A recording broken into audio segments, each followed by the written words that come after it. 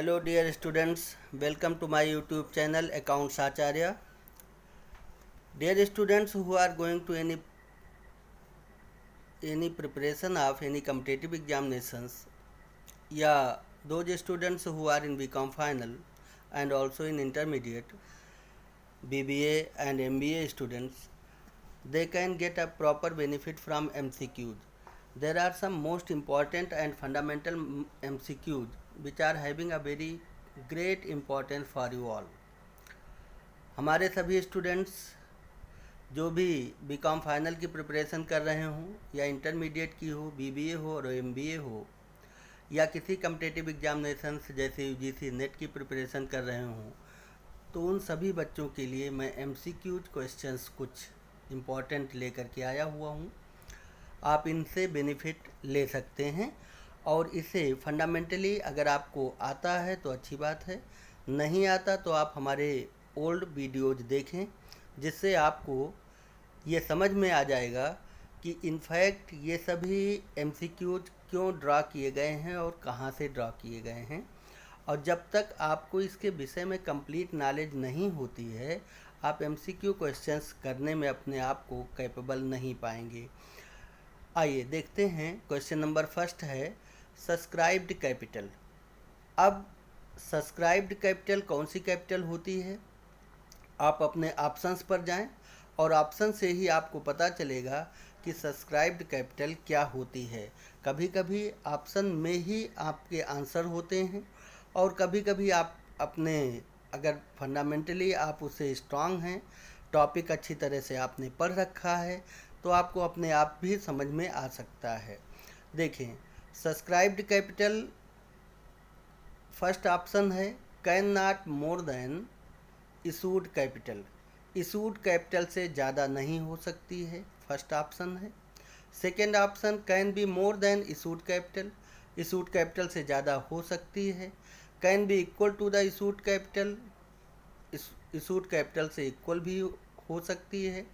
या fix percentage of issued capital. Issued capital का fix percentage है। अब आप देखें, सब्सक्राइब्ड कैपिटल का रियल डेफिनेशन क्या होता है? Those capitals which have been issued to the public, and out of the issued capital whatever the portion that has been subscribed by the public, यानी public ने जिन शेयर्स को खरीदने के लिए आपके पास एप्लीकेशन दे दिया हो, वो सभी सब्सक्राइब्ड कैपिटल के पार्ट होते हैं। कभी कभी हम इशू कम करते हैं, सब्सक्रिप्शन ज़्यादा आती है। कभी इशू जितना करते हैं, सब्सक्रिप्शन उतना ही आती है।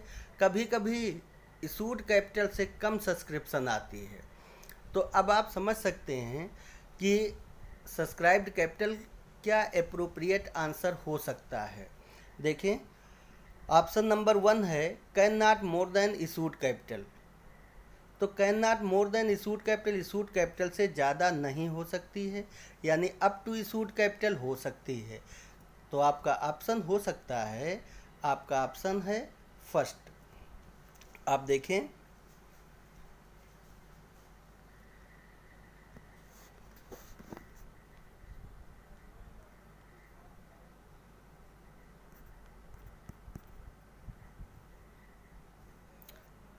ऑप्शन फर्स्ट है। नेक्स्ट ऑप्शन को भी देखें, can be more than issued capital. Issued capital से ज़्यादा नहीं हो सकता है। Can be equal to the issued capital, हाँ हो सकता है, equal to the issued capital हो सकता है। ये अप्रोप्रिएट आंसर हो सकता था अगर फर्स्ट ऑप्शन नहीं होता तो। Fix percentage of issued capital ये नहीं है, ये भी ऑप्शन आपका गलत है। तो आपका first option is the option that is appropriate for the issued for the subscribed capital. Next question देखें, which shares are converted into stock। देखिए बच्चों, कौन से शेयर्स स्टॉक में कन्वर्ट किया जा सकता है? तो first of all it is very essential to have a knowledge about the stock and shares. यानी शेयर्स तो वो होते हैं जो कोई भी कंपनी इशू करती है अपने कैपिटल को मेंटेन करने के लिए। लेकिन स्टॉक क्या है? स्टॉक के लिए बताया गया as per companies act all of the shares which are fully paid they can be converted into stock with the proper provisions and proper legal obligations.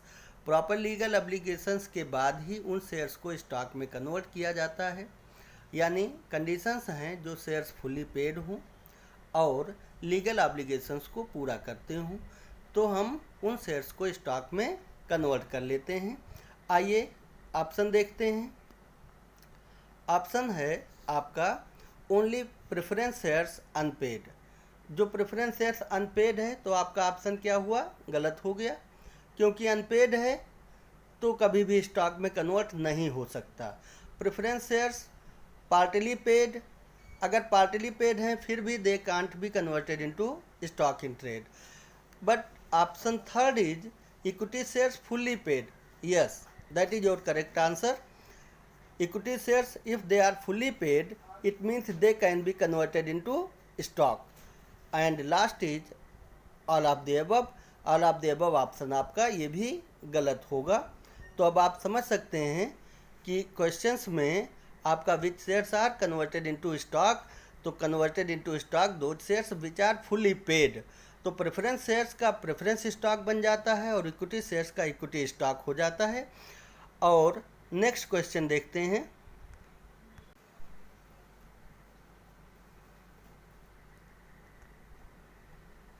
देखें बच्चों, अभी मैंने आपको बताया था कि देर आर, देखिए क्वेश्चन नंबर थर्ड है, which is necessary formalities by a company to convert shares into stock.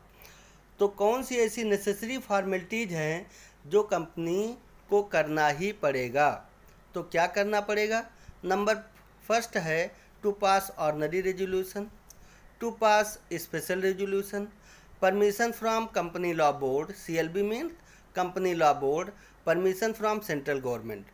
अब आप देखिए, अभी आपको हमने बताया था preference shares and equity shares both can be converted into stock, यानी दो shares which are fully paid and have a legal provisions.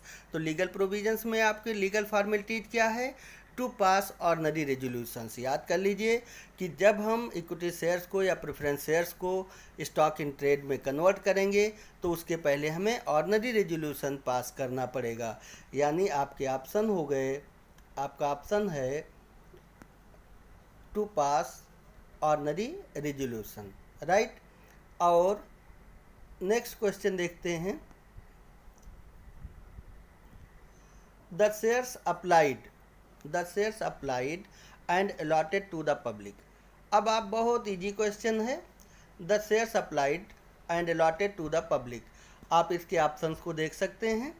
The shares applied and allotted to the public, जो शेयर्स अप्लाइड है और public को allot है उसे हम क्या कहेंगे, तो उसे क्या कहेंगे, शेयर्स अप्लीकेशंस भी है और पब्लिक को अलॉट भी है, यानी इशूड कैपिटल का पार्ट है।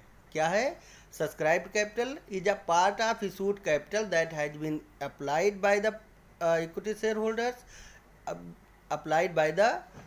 Holders and allotted to the public, और पब्लिक को अलॉट भी कर दिया गया है। तो अब आपके पास ऑप्शन में इशूड कैपिटल क्या है, इशूड कैपिटल का सब्सक्राइब्ड कैपिटल पार्ट होता है, इसलिए इशूड कैपिटल ऑप्शन गलत है। नॉमिनल कैपिटल, ये तो टोटल कैपिटल की ही बात कर रहा है, ये भी गलत है। और कॉल्ड अप कैपिटल, जो हम कैपिटल मांगते हैं, ये भी गलत है, यानी अब आपका ऑप्शन होगा B. Option B will be your correct answer. Next question students, next question आपका फिफ्थ में the shares issued to the public at a concessional price. देखें, आपको हमने थ्योरी में पढ़ाया है कि the shares issued to the public at a concessional price, concession देते हैं, तो कंसेशन हम किसको देते हैं, अपने ही पुराने शेयर होल्डर्स को देते हैं, यानी the shares issued to the public at concessional price that is called. तो अब आप ऑप्शन देखें, ऑप्शन में आपके फर्स्ट है स्वेट इक्विटी शेयर, ये थोड़ा मिसप्रिंट हो गया है, देख लीजिए, स्वीट लिखा हुआ है, स्वेट है, SWEAT, स्वेट इक्विटी शेयर। तो dear student, sweat equity shares are those shares which are issued to the employees for their working और to stimulate the employees, to promote the employees, directors etcetera, जो हमारे company के काम को लगातार आगे बढ़ाते हैं, जिनके बेसिस पर हम ज़्यादा से ज़्यादा प्रॉफिट जनरेट करते हैं। इसलिए स्वेट इक्विटी शेयर्स हमेशा एम्प्लॉयज़ के लिए होता है, ना कि पब्लिक के लिए होता है। नेक्स्ट है आपका ऑप्शन राइट शेयर्स, बिल्कुल सही, right shares. Right shares are those shares which are issued to the public at a concessional price. तो कंसेशनल प्राइस पर हम राइट शेयर्स को इशू करते हैं, तो आपका ऑप्शन होगा बी।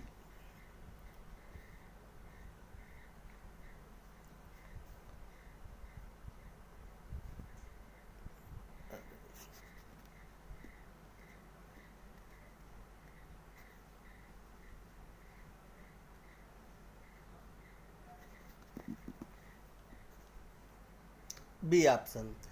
एंड सी देखें, सी का भी आंसर क्या होगा, रिडीमेबल प्रेफरेंस शेयर्स। तो redeemable preference shares are those shares which are to be redeemed in future by the company. यानी रिडीमेबल प्रेफरेंस शेयर्स वो शेयर्स हैं जो कंपनी फ्यूचर में वापस ले लेगी और आपको पेमेंट दे देगी।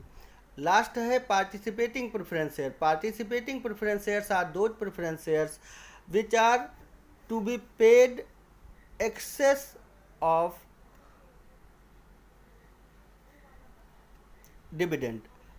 of dividend after paying to the equity shareholders। यानी it is arise at the time of liquidation, जब कंपनी का लिक्विडेशन या वाइंड अप होता है, at that time if there is any surplus after paying to the equity shareholders, तो the part of this surplus will be redistributed among equity shareholders and preference shareholders, and preference shareholders will get a some portion from the liquidated surplus। तो surplus का जो भी portion उनको दोबारा मिल जाएगा, ऐसे preference shares को पार्टिसिपेटिंग कहते हैं। यानी पार्टिसिपेटिंग प्रेफरेंस शेयर होल्डर्स वो शेयर होल्डर्स हो जाते हैं जिनको लिक्विडेशन के टाइम पर यदि कोई भी सरप्लस होता है तो उस सरप्लस से दोबारा हिस्सा पाने की राइट होती है, तो उन्हें हम पार्टिसिपेटिंग प्रेफरेंस शेयर्स कहते हैं। और नेक्स्ट है which sources can be utilized by for buyback of shares। देखें, बाईबैक ऑफ शेयर्स, बाईबैक का मतलब पहले समझिए कि बाईबैक होता क्या है।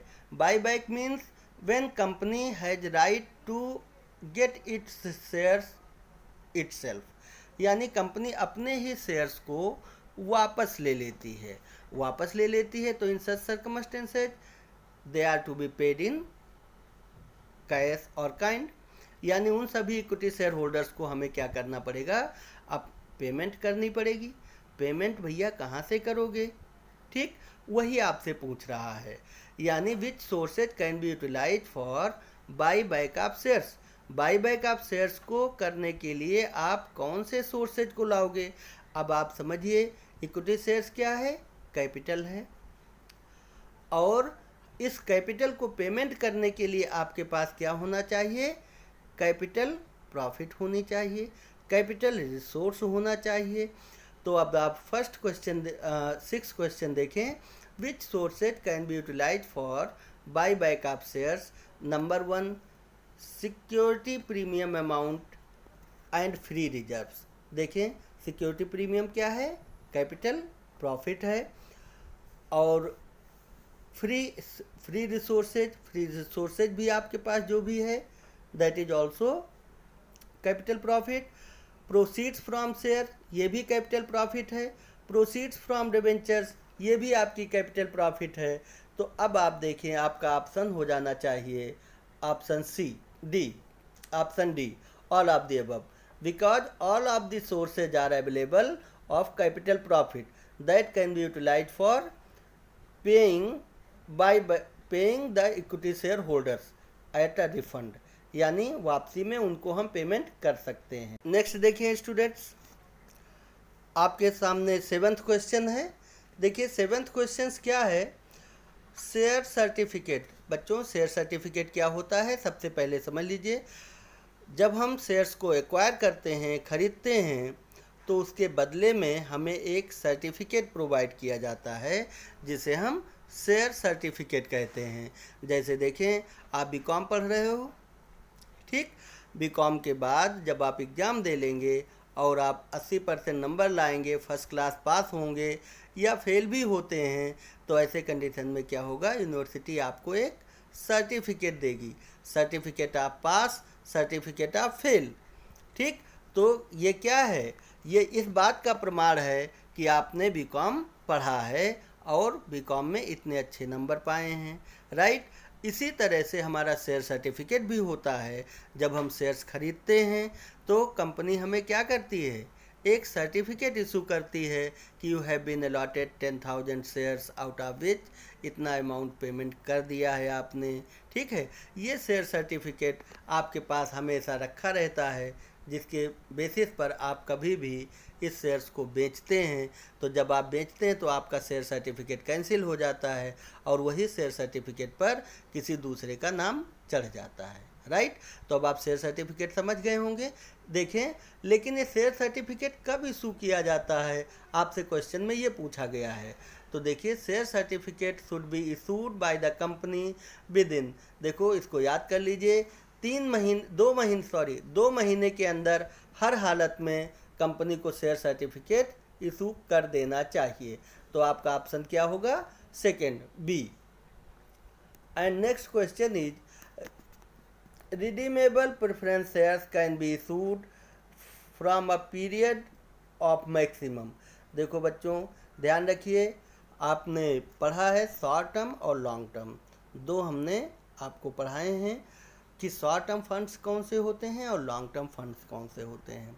जो शॉर्ट टर्म फंड्स होता है that is received in case of shares and debentures, उसे 1 ईयर के अंदर ही होता है। लेकिन लॉन्ग टर्म जो होता है वो 1 ईयर से ज़्यादा होता है।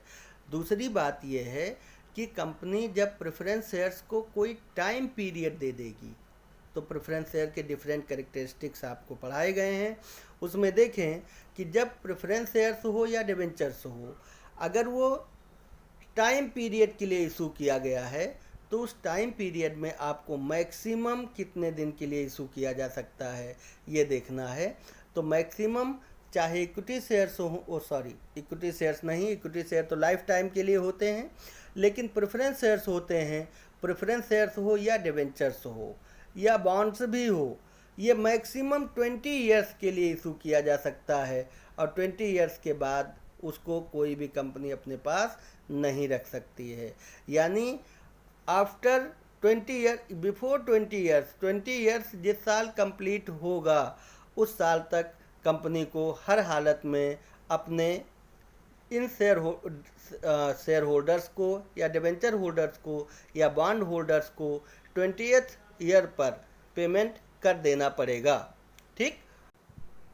क्वेश्चन नंबर 9 है स्टूडेंट्स, देखें क्वेश्चन नंबर 9, पहले इसको पढ़ो फिर मैं आपको कंसेप्ट बताता हूँ। देखिए, ABC limited issued shares of a nominal value ₹10। अब आप देखें नॉमिनल वैल्यू ₹10, इसका मतलब क्या हुआ, फेस वैल्यू। तो शेयर्स की फेस वैल्यू कितना है, 10 रुपये। मिस्टर एक्स हैज पेड ₹7 और कोई मिस्टर एक्स हैं जिन्होंने केवल 7 रुपये पेमेंट किया है। हिज शेयर्स वर फॉरफिटेड, उसके शेयर्स को कंपनी ने फॉरफिट कर लिया eight ₹5 and re issued at ₹5, 5 रुपये में उसे दोबारा फिर से इशू कर दिया। बच्चों आपसे क्वेश्चन में पूछा गया है what is the amount of capital reserve. अब आप देखिए कैपिटल रिजर्व क्या होता है। सबसे पहले जब आप कंसेप्ट समझ लेंगे तभी आप समझ पाएंगे कि वास्तव में कैपिटल रिजर्व कैपिटल प्रॉफिट होती है और कैसे विड्रॉ किया जाता है, कैसे उसे ड्रॉ किया जाता है, कैसे निकाला जाता है। ये कैपिटल रिजर्व कैसे निकाला जाएगा, क्योंकि जो शेयर है ये क्या है, कैपिटल होती है। कैपिटल पर जो अमाउंट रिसीव होता है उसे आप क्या कहते हो, कैपिटल रिसिप्ट हो गया, ठीक। और एक्सेस मनी रिसीव हो जाए कैपिटल पर तो क्या होगा, कैपिटल प्रॉफिट हो गई, ठीक। वही कंसेप्ट सेम यहाँ पर भी लाइए। देखो मिस्टर एक्स ने 7 रुपीज़ पेमेंट किया है, ठीक। और इसने क्या किया, इसी शेयर्स को दोबारा फिर से किसी को रिशू कर दिया। रिशू करने पर इसे 5 रुपये मिले, पहले 7 रुपये मिला, फिर 5 रुपये मिले, टोटल कितना मिल गया आपको, 12 रुपये मिल गए। यानी you got 12 rupees. However the nominal value of shares कितना है, ओनली ₹10। तो नॉमिनल वैल्यू ऑफ शेयर्स है 10 रुपये, आपको मिल गए 12 रुपये, तो 2 रुपये क्या हुआ, 2 रुपये आपका प्रॉफिट हो गया, कैपिटल प्रॉफिट, ठीक।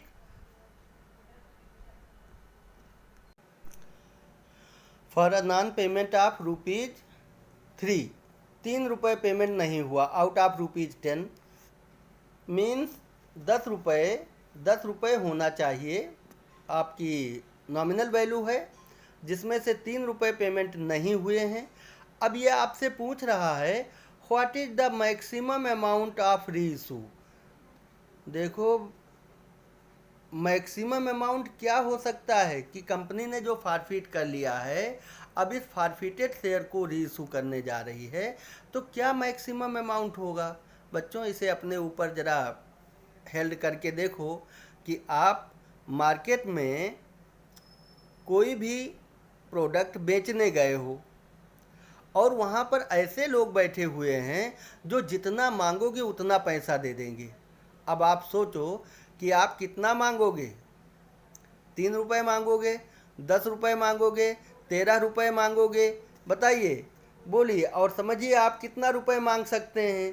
तो यही सेम बेसिस कंपनी की भी है। Company has a product that is shares and now it is to be reissued to the public, और पब्लिक उसे लेने के लिए बैठी हुई है। तो मैं तो कोशिश यही करूँगा कि इतना ज़्यादा से ज़्यादा पैसा हमें मिल जाए, ठीक है। तो कौन सा ऑप्शन होगा आपका, अनलिमिटेड, यानी ज़्यादा से ज़्यादा आप उसे लेने की कोशिश करेंगे, ज़्यादा से ज़्यादा पेमेंट लेने की कोशिश करेंगे। और इतना ध्यान रखो शेयर्स के प्रीमियम का कोई लिमिट है ही नहीं, कितना भी प्रीमियम हो सकता है। 10 रुपये का शेयर 1000 का भी सेल हो सकता है, यानी 990 रुपीज़ क्या हुआ, प्रीमियम। तो that is capital profit extra received over the nominal value. तो over the nominal value that would be your capital income. तो ये कैपिटल इनकम की कोई लिमिट नहीं है, जितना भी आपको मिल सके मिल लें। और बच्चों आप लोगों से रिक्वेस्ट है, अगर हमारा ये वीडियो पसंद आता है तो आप अपने दोस्तों को भी शेयर करें, ताकि वो सभी लोग भी हमारे इस वीडियो से एमसीक्यू से अपने आप को बेनिफिट दे सकें। और क्वेश्चंस कुछ इम्पॉर्टेंट है, अगर आप लोग बीकॉम की प्रिपरेशन कर रहे हैं या एमबीए कर रहे हैं, बीबीए कर रहे हैं, कहीं पर भी हैं, तो आप इतना ध्यान रखें, without having knowledge of fundamental of accounts, company accounts, आप इन क्वेश्चंस को नहीं कर सकते हैं। इसलिए हर एक क्वेश्चन का प्रॉपर आपको एक्सप्लेनेशन हम देते रहेंगे।